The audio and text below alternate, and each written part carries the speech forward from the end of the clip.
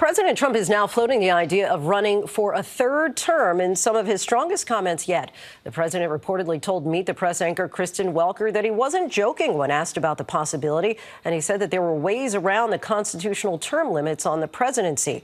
President Trump is also threatening tariffs on Russia over Vladimir Putin's recent comments about President Zelensky. Here's ABC's senior political correspondent, Rachel Scott. Tonight, President Trump reportedly says he's considering ways to serve a third term, a move that would require breaching the two-term limit outlined in the Constitution. The president telling NBC's Kristen Welker, quote, "There are methods which you could do it," when asked to clarify, saying, "I'm not joking," later adding, "It's far too early to think about it."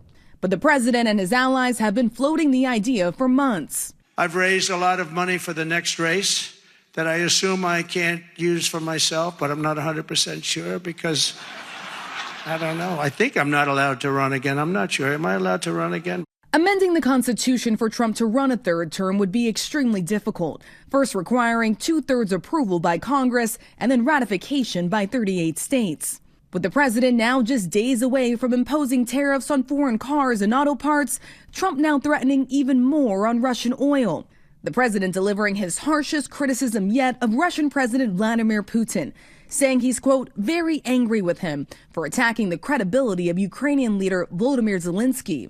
Putin on Friday claiming Zelensky lacks the legitimacy to sign a peace deal.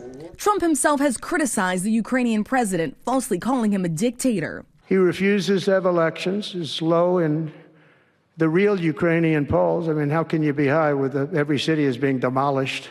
But now Trump is changing his tune. The president reportedly saying, if a peace deal isn't made, and if I think it was Russia's fault, I'm going to put secondary sanctions on Russia. It comes as the White House presses forward with plans for steep new tariffs set to kick in next Thursday, including 25% tariffs on all cars and auto parts made outside the United States. Mr. President, should Americans buy cars now if they want to avoid higher prices? No, I don't think so. I think you're going to have a country that's going to boom. Some economists warn American businesses will pay those tariffs and then raise prices for consumers.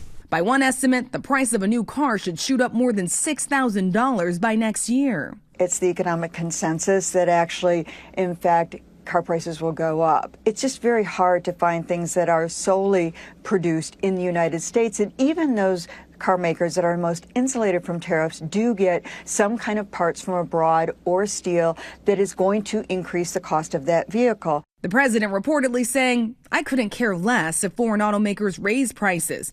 I hope they raise their prices, because if they do, people are going to buy American-made cars. And the president says those tariffs will be permanent. Meanwhile, Linsey, the president's senior advisor, Elon Musk, is here in Wisconsin, where there is a battle over a single seat on the state's Supreme Court. This could have big implications for abortion rights, election laws, and Musk will be here in attendance handing out $2 million checks to people who signed his group's petition. Linsey. Rachel Scott for us in Wisconsin. Thank you.